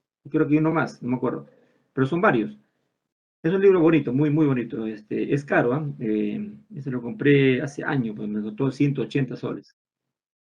Es un buen libro, o sea, es una buena inversión si uno quiere entrar así, como se dice, con ilustraciones, ¿no? Con ejemplos variados. Prácticamente ese libro de Larson tiene todo el curso. Si alguien, bueno, sé que no es fácil, siempre cuando uno habla de dinero, pues lamentablemente el problema, a veces los buenos libros cuestan, pues ese es un problema. Y no todos quizás, claro, ustedes probablemente son estudiantes, pero cuando sean ingenieros, les recomiendo, ¿no? Capaz tus sobrinos, tus hermanos o hijos deciden estudiar este curso y será un buen regalo comprar ese libro de Larson porque es un libro muy, muy bonito. Entonces, bueno, lo único nomás el tema es el costo, pero como ya cuando seas ingeniero, siempre es bueno tener buenos libros, didácticos sobre todo. Muy bien. Criterio de la segunda derivada. También le llaman los autores prueba de la segunda derivada para valores extremos relativos. Por el momento, ya después veremos el tema de los valores extremos absolutos de una manera apoyándonos de forma directa o indirecta de este teorema.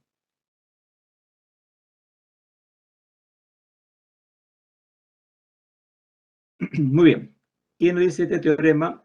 Que si tenemos una función definida en una región del plano, donde se cumplan estos requisitos, que son un poquito variados, f, y, fx, o sea, hablando concretamente, la función y las primeras y segundas derivadas parciales sean continuas en un disco abierto de que atrape ese punto que estamos interesados a ver, y asimismo que ese punto B sea punto crítico, da igual a 0, las derivadas parciales.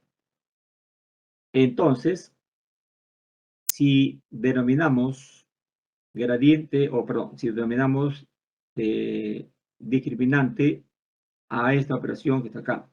Sé que también se usa discriminante en las fórmulas, ecuaciones cuadráticas o función cuadrática, pero este discriminante es para el contexto de operador triángulo, para usarlo y tomar decisiones de este tipo, de máximos, mínimos, relativos. Bueno, si es evaluado de segunda derivada respecto a x2 en AB y segunda derivada en AB menos la cruzada en AB elevado al cuadrado, si todo ello es positivo y la segunda derivada x en AB es positivo, entonces f de AB es un valor mínimo relativo. Si así lo dices, bien.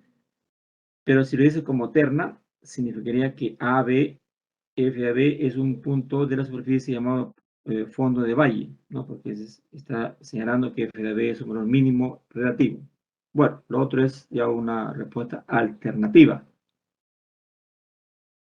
Pero lo que estaría mal es decir AB, f de AB es un valor, lo que estaría, si tú dices AB, f de AB es un valor mínimo relativo, ahí sí está mal, tengan cuidado.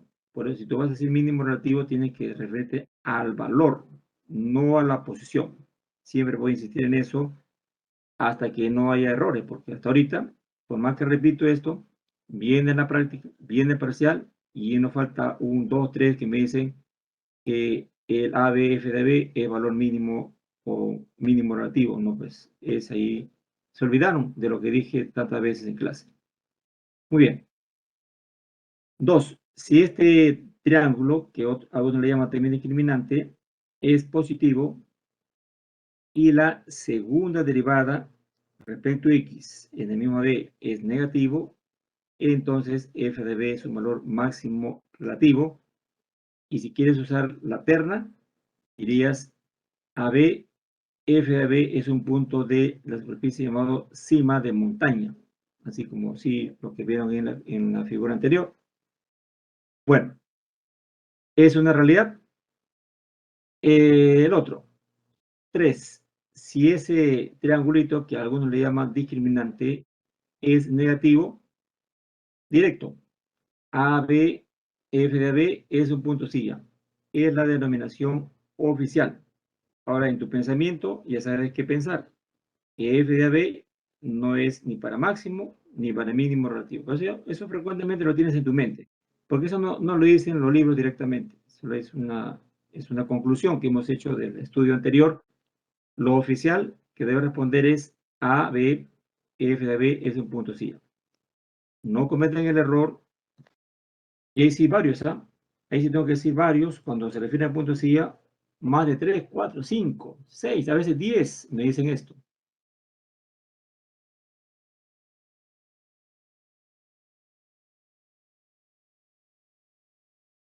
Así, jóvenes, aunque no lo crean, y espero que no ocurra con ustedes o con la otra sección. Mire, así como yo les explico, igual les explico a las anteriores que me tocaron pues ciclos anteriores. Pero viene el examen y a veces la mente es frágil y me pone f de b es un punto silla. No, pues punto es una terna. No puede decir que f de b sea un punto silla. Espero que ahora sí, después de lo que lo he dicho tantas veces, espero que en la segunda práctica o en el parcial no encuentre ninguno que diga así como lo estoy ahorita diciendo.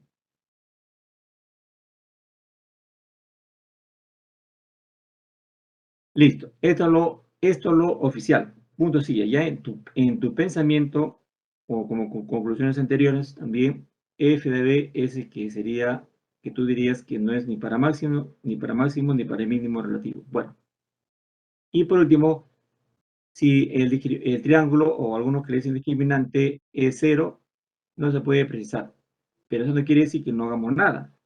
Si sale así cero, una manera que tú lo ves estudiando es construirle, pues así como acá, ¿no? Construirle un disco y empieza a ver qué pasa pues, por el eje X, por el eje Y, o pone por ahí una parábola, trata de ver qué está pasando para de alguna manera tener un poco más de información.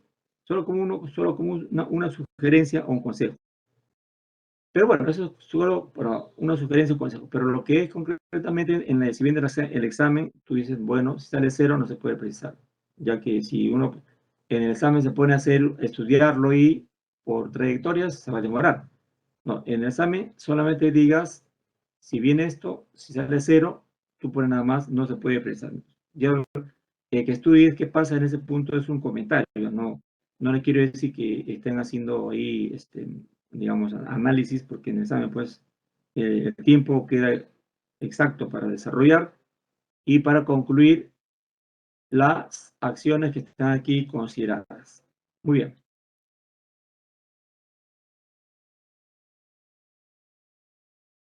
Bueno, entonces llevaremos todo, digamos, las herramientas matemáticas a este problema que tenemos justamente como finalidad. Ya después, cuando termine la clase, en tu tiempo libre, por favor, vaya a GeoGebra, no sé si todos puedan manejarlo, y escribe esto. Vas a ver que hay cima de montañas, fondo de valle, y también así como esto. Ahí está, van a estar ustedes ya, por favor, traten de... Es su tiempo libre, ¿no? Es su tiempo ya que ustedes tengan, porque sé que también tienen que estudiar otros cursos, ¿ya? Entonces, lo que sí surge es aplicar el método matemático, pero sin hablar, eso sí no se puede decir que lo haga más tarde o más temprano, no lo sé. Muy bien, ¿cómo arranca entonces una pregunta de este tipo? Primero, busquemos puntos críticos. ¿De qué manera? Derivando respecto a x, como aquí puedes ver, es un polinomio, y como tal, su derivada parcial respecto a x, 3x cuadrado, el otro sería 18x más 15. Bueno, le pones a 0. En el otro sería cancelar un poquito y quedaría finalmente dos factores. X más 1, X más 5. Entonces nos proporciona raíces menos 1 y menos 5. El otro, perdón. Derivada de f respecto a y sería 3y cuadrado menos 6y, perfecto, menos 9. Es igual a 0. Cancelando, queda esto que felizmente es factorizable y entonces me quedaría y menos 3 y más 1 dando raíces, 3 o menos 1.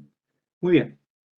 Entonces, como la búsqueda de puntos críticos es uno y el otro, o sea, no es OVA, porque miren la definición.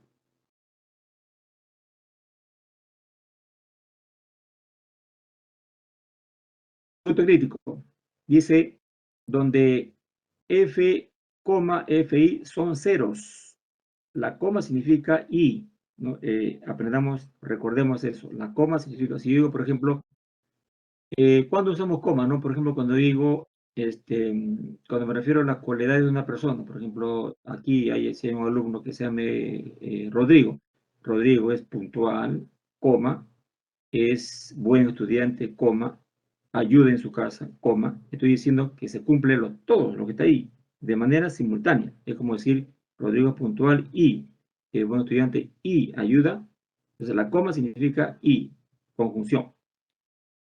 Entonces, esto lo digo porque voy acá a insertar.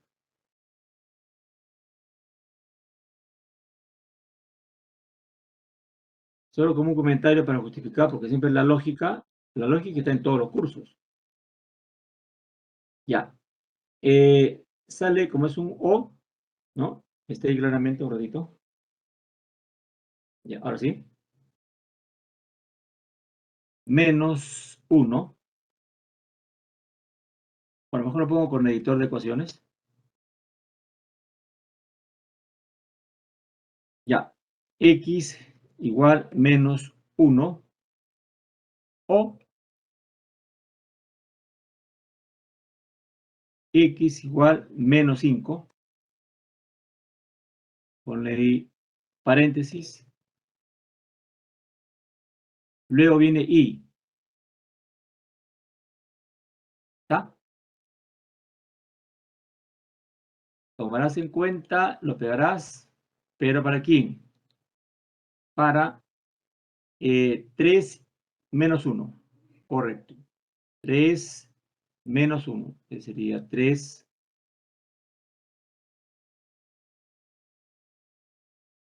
Pero estos caballeros es para Y. Igualmente para Y. Muy bien. Entonces, según la lógica, es como si hubiese, pues, esta es una proposición o otra proposición, porque la proposición es cuando afirma algo, ¿no? Cuando dice tal es tanto, esa es una proposición, ¿no? Entonces, esto será equivalente a distribuir, ¿no? Ustedes ya conocen. Habrá 1, habrá 2, habrá 3 y habrá 4, que van a tener justo esa información articulada mediante la conjunción, que significa menos 1 y la información de igual a 3 y igual 3. Y así, similar, esto ya lo voy a replicar.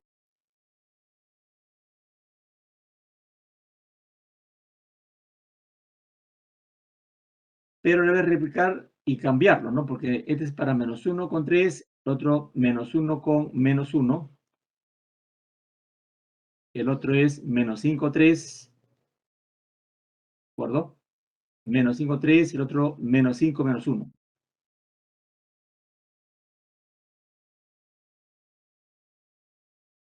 Ahora sí, menos 1, 3 menos 1, el otro, menos 5, 3 y menos 5, menos 1. Todo ello por lo que es,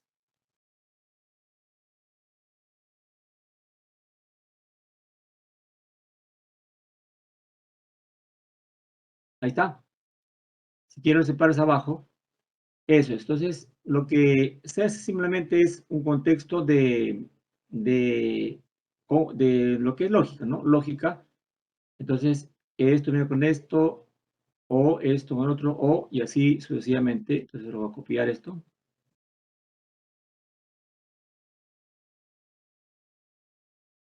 Y aquí en el caso, hace un comentario nomás para que vean que la lógica está en todo. Lo amplías un poquito. Bueno, pone un marco. Bueno, no, pongo como un comentario. Así se justifica entonces que tengo que decir que los puntos críticos son 4, ya que tengo que ver cada uno de ellos, es punto crítico o el ya sería como una unión de casos, ¿no? Puntos críticos salen entonces menos 1, 3, menos 1, menos 1, menos 5, 3, ahí está, y luego menos 5, menos 1. Tal y como lo ves, hay 4 situaciones que tendré que someterlo a un estudio para tomar conclusiones.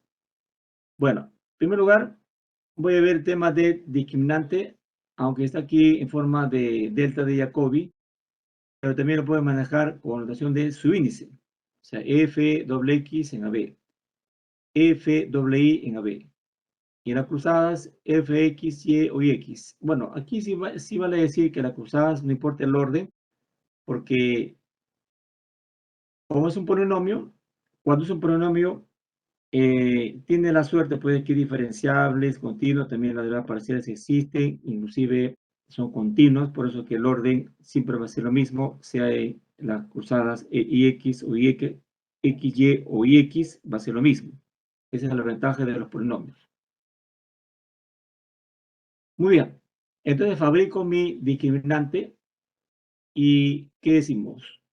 F doble X es 6X más 18. Eso sale de acá, jóvenes, porque este es Fx y sobre la aplicas otra vez sería 6X más 18. O lo que es 6 por X más 3. F doble I. El FI ya lo tienes. Deriva respecto otra vez sería 6i menos 6. Factorizas y está. La cruzada es decir 0, porque si tú tomas uno que está respecto a X y viene otro respecto a Y, ya no lo va a encontrar la letra Y, solamente es que va a ser 0. Tanto así fxy como ix va a ser 0. Entonces, por lo tanto, en el discriminante solo está de manera significativa f doble x, f doble y, si multiplica sería 36x más 3, y la cruzada es 0. Ya ustedes ahí lo pueden corroborar. Muy bien. Entonces sometemos el primer punto a objeto de estudio. Primeramente, el discriminante. Triángulo en P1 sería, como acá lo ven jóvenes, 36. Como x vale menos 1, sería 2. El otro 2, 144. Positivo. Paso ahora a la segunda derivada. La segunda derivada es de modo algebraico 6x más 3. Pero como el x vale menos 1, reemplazo sale 12. El discriminante positivo y la segunda derivada respecto a x es positivo, entonces f de menos 1, 3 es un valor mínimo relativo. Ahora, ¿cuánto es ese valor? Nada más tienen que evaluar aquí, jóvenes, en el polinomio. Ustedes, por favor, lo evalúan. Y es ese valor mínimo relativo. Ahora, si hay otra manera de decirlo, sería menos 1, 3, f de menos 1, 3, se constituye un punto de fondo de valle, pero esa es una posición ya, digamos, geográfica o espacial. 2. Segundo punto, es menos 1, menos 1. Le aplico discriminante, ahí está discriminante jóvenes, 36, sería menos 1 más 3, 2, pero otro menos 1, menos 2. Sale negativo. Ah, entonces, E menos 1, F de menos 1 es un punto silla o de hencidura.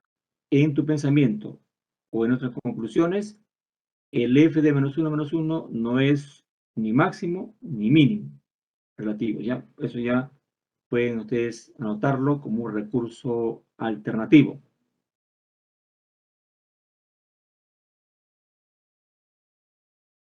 3. Menos 5, 3.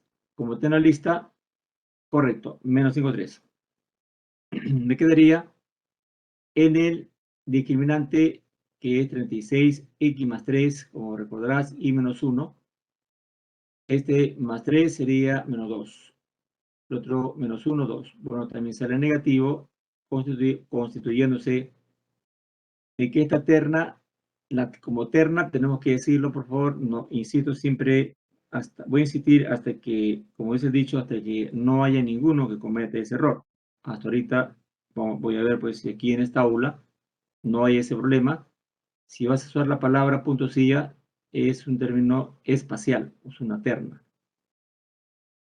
Bueno, el último.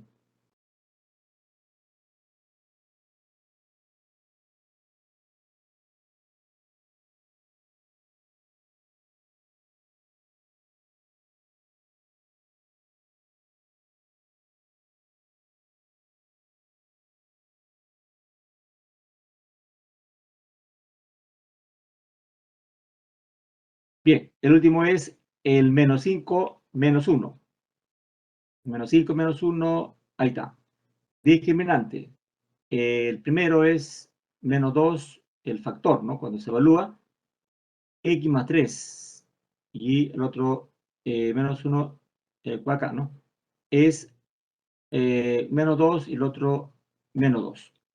Entonces, jóvenes, significa que sale positivo y la segunda derivada en ese punto crítico sale negativo, discriminante positivo y esa segunda derivada negativo, según el criterio o el teorema, es un valor máximo relativo.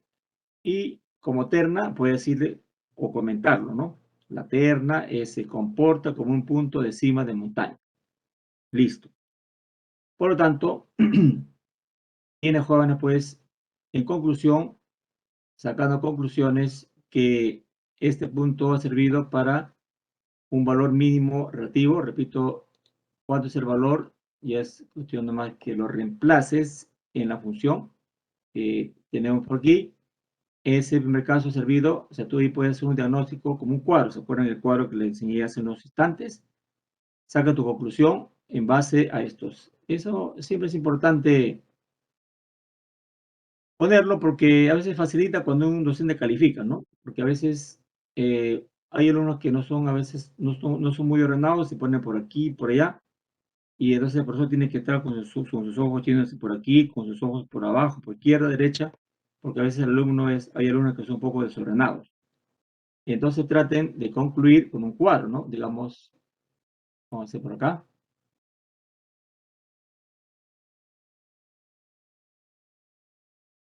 En la parte final, ¿no? En la parte final. Perdón, un ratito. Ya. Eso lo pones en la parte final. Donde estaría. Ya, acá. Ahí, justo porque ya analizaste.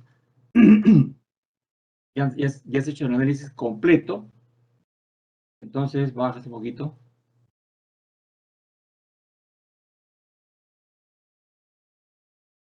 Ya, como tenemos 4 puntos. Entonces, ya,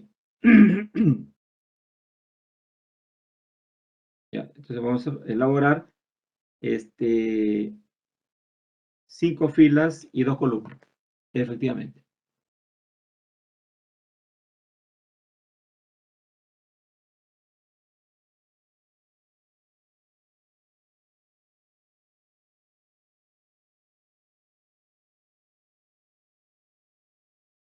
Ahí está. Un poquito lo elevas y aquí te da joven en los puntos.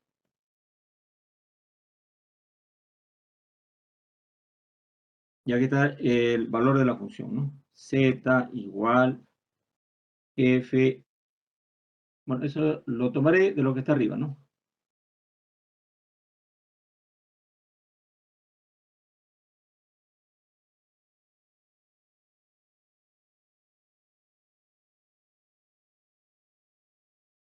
Ahí lo pegas.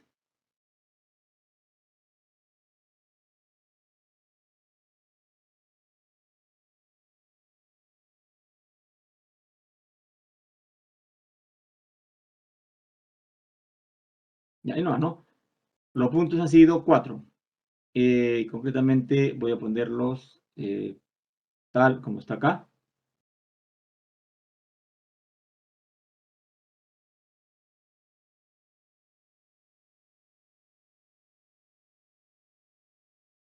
Uno,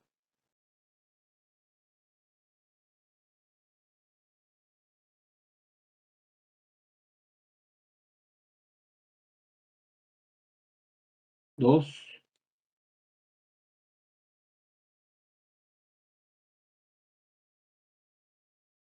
tres, y borramos algo más.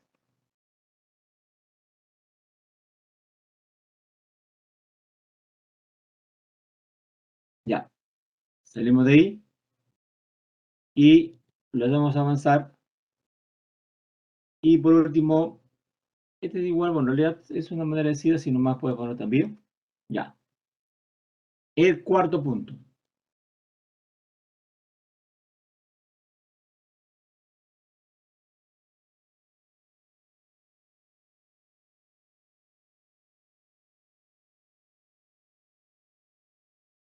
Ya está. Entonces, lo que ahí es solamente que evaluar nada más, ¿no? Evalúas, ya puedes ustedes evaluar la función. Acá también evalúas y sería pues en P1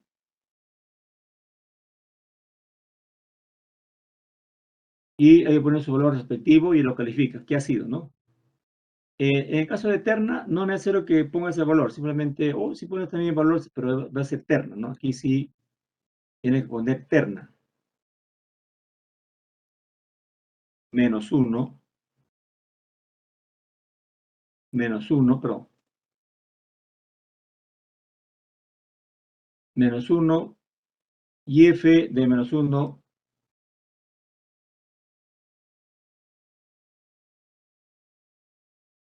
ya, y cierto, ¿no?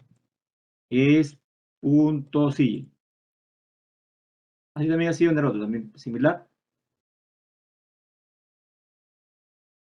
La nota copiarás y aquí pegarás. Ya, en este caso ha sido -5, 3, -5 por aquí, 3. Y f de -5, 3.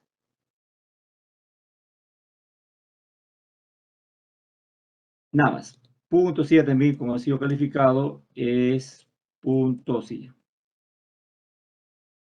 Y el último, para completar,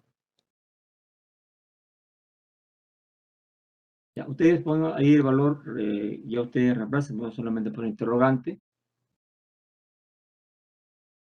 Este ha sido valor mínimo relativo.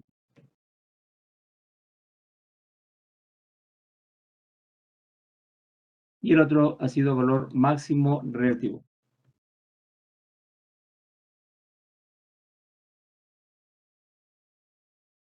Nada más. Valor mínimo y este valor máximo relativo.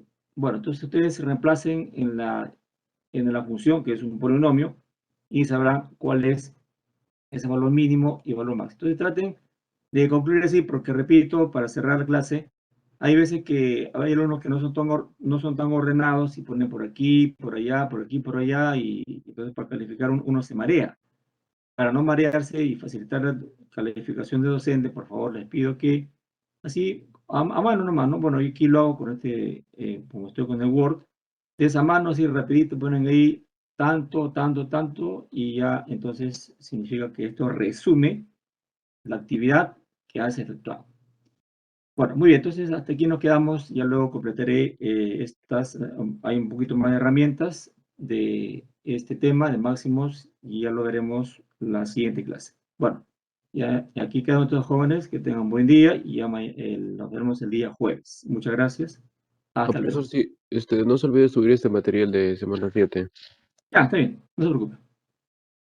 Profesor, disculpe, para la práctica, ¿hasta qué tema van a ir? ¿Hasta máximos y mínimos? Sí, claro, por supuesto, porque como le dije, todo el capítulo 2. Pues. Vean el sílabus, es el capítulo 2. Gracias.